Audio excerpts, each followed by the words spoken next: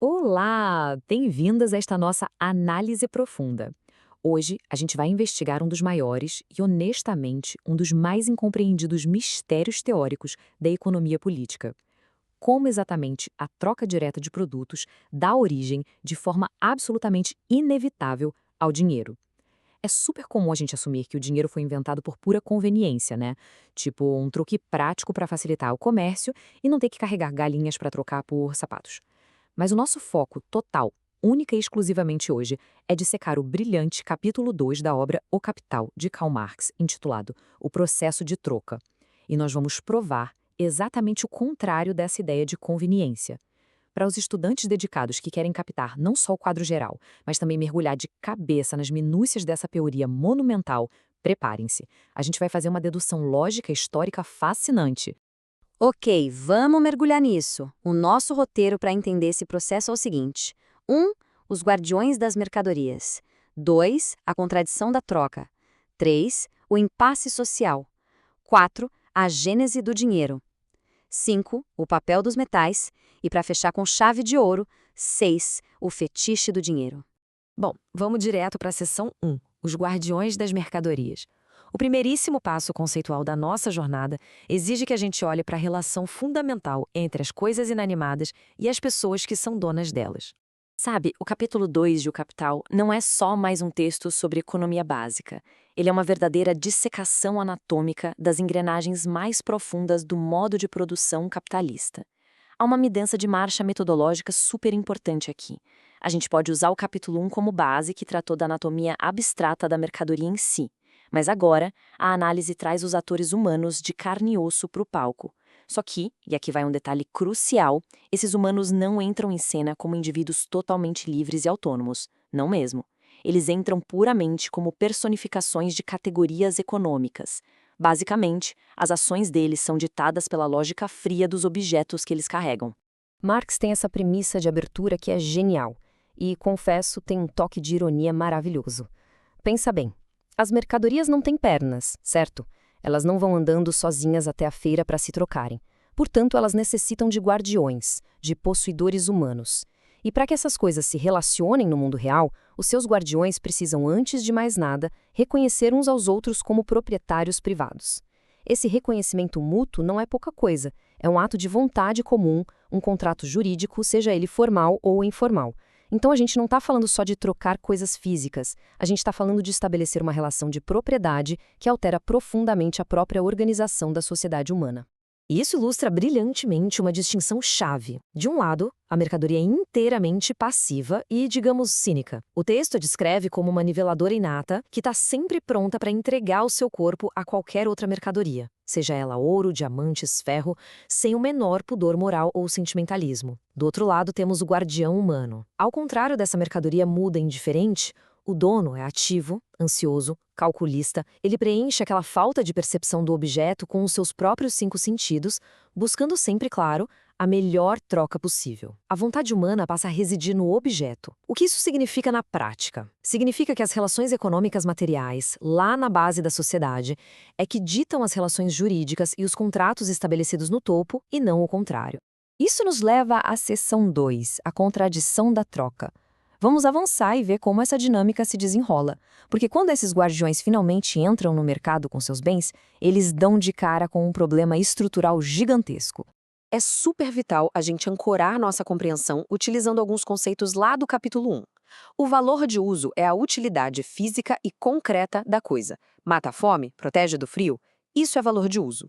Já o valor de troca é a proporção matemática e abstrata pela qual ela se troca no mercado.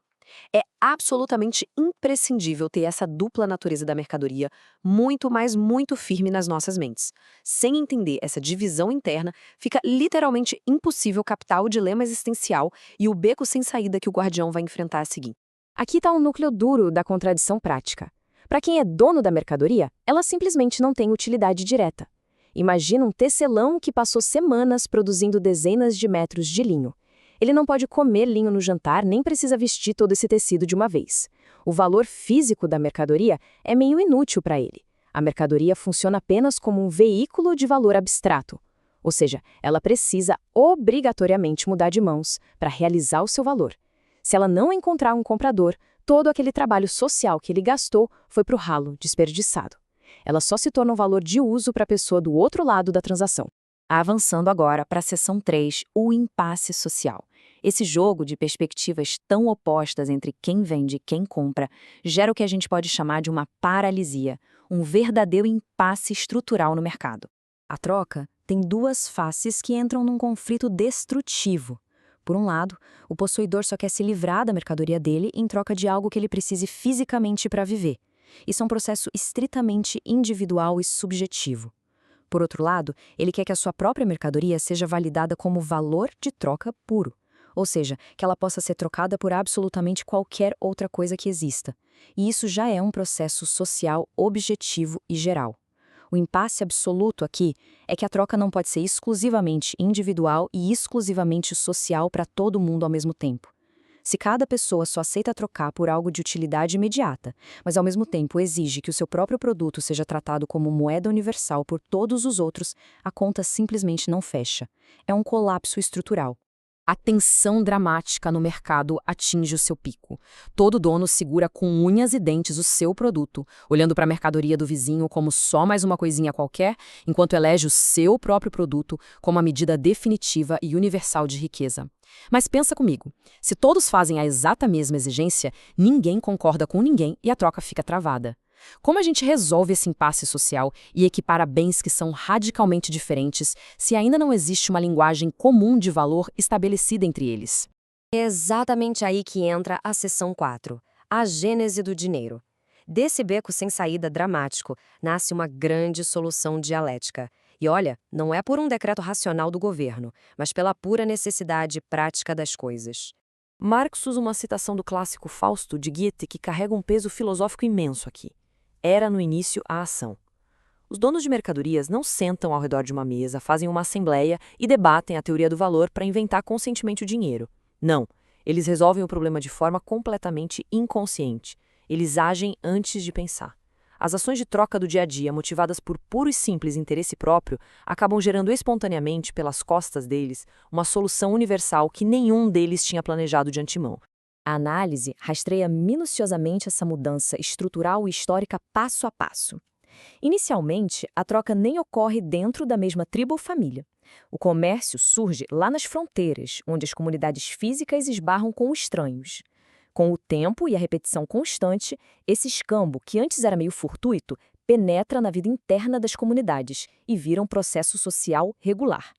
Para resolver de vez aquela paralisia do impasse, o comportamento coletivo e totalmente inconsciente começa a excluir gradualmente uma única mercadoria de todo o resto, isolando-a. Para quê? Para que ela sirva única e exclusivamente como a régua geral de valor para todas as outras. Então, o ponto crucial é: o dinheiro não é uma ferramenta mágica, uma invenção arbitrária introduzida por capricho. Ele é o que o texto conceitua lindamente como o cristal monetário. É um produto absolutamente inevitável do próprio desenvolvimento do processo de troca. O dinheiro é, lá no fundo da sua essência, uma complexa relação social entre seres humanos que precisou se disfarçar, precisou se cristalizar na forma de um objeto físico brilhante para poder funcionar. A ação social da coletividade deposita em um único corpo material toda a validade e a riqueza da sociedade. O que nos traz naturalmente à seção 5, o papel dos metais. Uma vez que a gente entende que o sistema demanda e gera necessariamente uma mercadoria universal, a próxima pergunta lógica é: tá, mas qual material da natureza assume essa pesada coroa? Historicamente, o equivalente universal cristalizou-se nos metais preciosos, especificamente o ouro e a prata. E não tem nada de misticismo ou magia divina nisso, viu? São as propriedades físicas e naturais puras e simples desses metais que os tornam um meio social perfeito para essa função.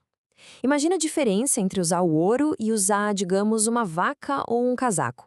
Se você cortar um casaco ao meio para dar de troco, a utilidade física dele é totalmente destruída. Já o ouro, ele pode ser dividido quase infinitamente em frações menores, e essas partes podem ser fundidas de novo, mantendo seu valor proporcional exatinho.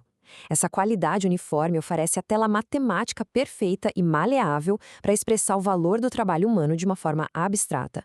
A partir daí, a polarização está completamente estabelecida.